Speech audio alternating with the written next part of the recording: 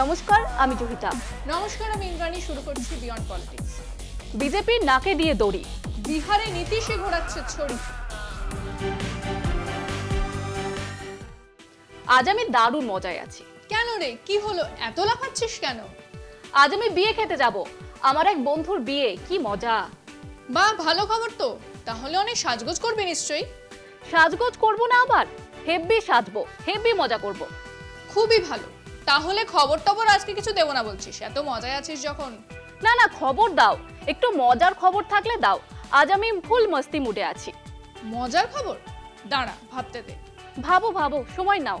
সময় লাগবে না, মনে পড়ে গেছে। একটা দারুণ মজার খবর আছে। কি খবর? কি খবর বলে ফেলো। বিহার নিয়ে খবর রে। নীতিশ কুমার বিজেপিকে এমন বাঁদর নাচ নাচাচ্ছে, সে আর বলার নয়। কেন? এই তো শুনলাম আসন সমঝোতা হয়ে গেছে। সেসব এখন অতীত। হেঁচকি তুলছে এনডিএ জোট। তুমি আমায় একটু খুলে বলো তো খবরটা। তুই এই খবরটা দেখ, নিজেই ডিটেলসটা পেয়ে যাবি। বিহারে এনডিএ জোটে ঠিক কি চলছে। বিহারে আসন্ন বিধানসভা নির্বাচনের আগে এনডিএ জোটের আসন বন্টন নিয়ে বড় জট তৈরি হয়েছে। সোমবার বিকেল 4টায় নির্ধারিত যৌথ সাংবাদিক সম্মেলন হঠাৎ বাতিল করা হয়। বিজেপি ও জেডিইউর মধ্যে শেষ মুহূর্তেও কোনো ঐক্যমত্যে পৌঁছানো যায়নি।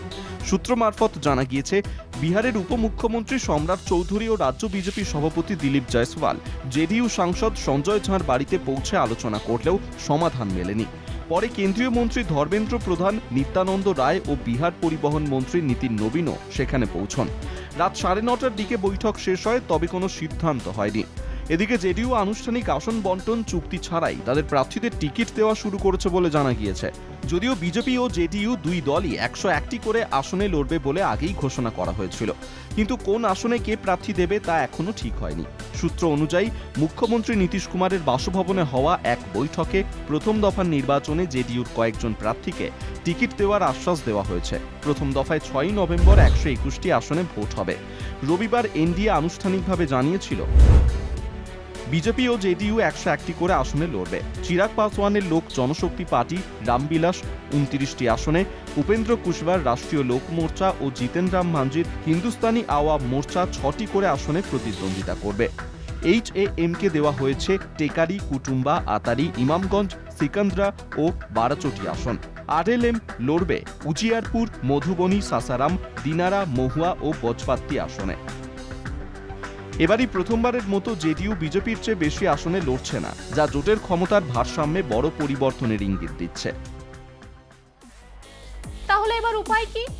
উপায় তো নীতিশ জানে। বিজেপি এখনো কিছু বুঝে উঠতে পারছে না। কিন্তু বিজেপি তো সব দাবি মেনে নিয়েছে শুনলাম। সব দাবি মেনেছে নাকি দাবি মানতে বাধ্য করেছে, সেটাই তো বোঝা যাচ্ছে না। বিক্ষোভে জেরবার জেডিইউ। কিন্তু জেডিইউর অন্দরে বিক্ষোভ কেন?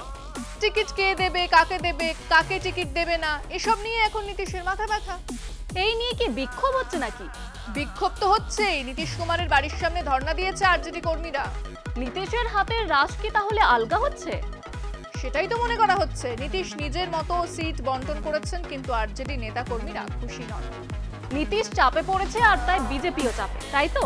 হ্যাঁ, সব মিলিয়ে বিহার ভোটের গল্প এখন জগা খিচুড়ি কাণ্ড।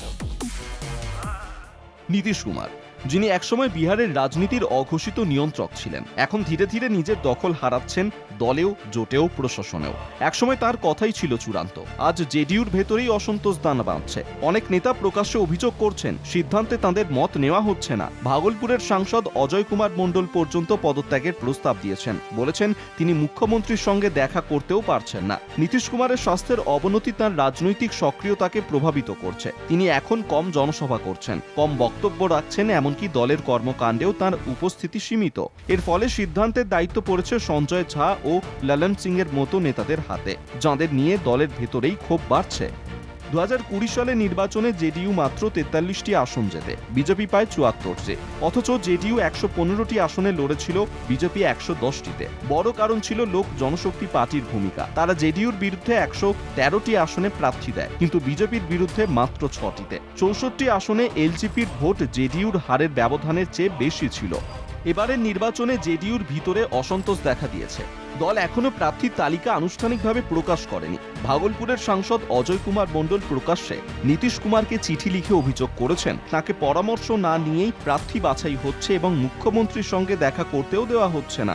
নীতিশ কুমারের স্বাস্থ্যের অবনতি নিয়েও আলোচনা চলছে। 2024 সালের জুনে সঞ্জয় ঝা দলীয় কার্যকরী সভাপতি হন। তাঁর ও কেন্দ্রীয় মন্ত্রী লালন সিং এর বিরুদ্ধে দলের মধ্যে ক্ষোভ বাড়ছে। তবে সঞ্জয় ঝা ও বিজেপি নেতা ধর্মেন্দ্র প্রধান দাবি করেছেন এনডিএ ঐক্যবদ্ধ এবং বড় জয়ের পথে। দলীয় সূত্রে জানা গেছে অনেক প্রভাবশালী নেতা নিজেদের আসন বদলের আশঙ্কায় অসন্তুষ্ট। নীতিশের আগের মতো দৃঢ় নিয়ন্ত্রণ আজ নেই, তার আর দলবল নয়, এনডিএতেই থাকবো মন্তব্যকে অনেকেই স্থায়ী সমর্পণ হিসেবে দেখছেন। 2 দশক ধরে যিনি বিহারের রাজনীতির কেন্দ্রবিন্দুতে ছিলেন তিনি এখন সেই নিয়ন্ত্রণ হাতছাড়া করতে বসেছেন, নীরবে ধীরে কিন্তু স্পষ্টভাবে।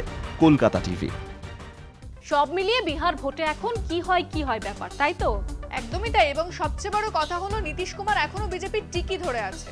কেমন টিকি? কিসের টিকি? নীতিশ গেলে মোদিও যাবে। নীতিশ গেলে মোদিও যাবে মানে নীতিশের গদি নড়ে গেলে মোদির গদিতেও টান পড়বে। নীতিশের সাংসদদের উপরে মোদির সিংহাসন টিকে আছে, তাই তো? একদমই তাই। আসন রফার পরেও জেডিইউর অন্দরে গোলমাল, তাই বিজেপিকে ভয় দেখাচ্ছে। বিজেপি চাপে পড়েছে তাই জেডিইউর গোষ্ঠীদ্বন্দ্ব নিয়ে। এক্স্যাক্টলি। আর সবচেয়ে বড় কথা কি জানিস? কি কথা গো? মোদিজিও জানেন বিহারের চ্যালেঞ্জ এত সহজ হবে না, তাই বিহারে খুব বেশি যাচ্ছেন না মোদি। কেন যাচ্ছেন না কেন? মুখ্যমন্ত্রী দৌড়ে এগিয়ে তেজস্বী, মহাগঠবন্ধনে বিশেষ কোনো ঝামেলা হচ্ছে না, কিন্তু এনডিএ জোটের সমস্যাই সমস্যা। নীতিশ, চিরাগ পাসওয়ান আর ওদিকে বিজেপি, তাই তো? একদমই তাই। নে আজকে এবার শেষ কর। তাই ভালো। বিয়ন্ড পলিটিক্স আজকের মতো এই পর্যন্ত। দেখতে থাকুন কলকাতা টিভি, রাত দিন 7 দিন।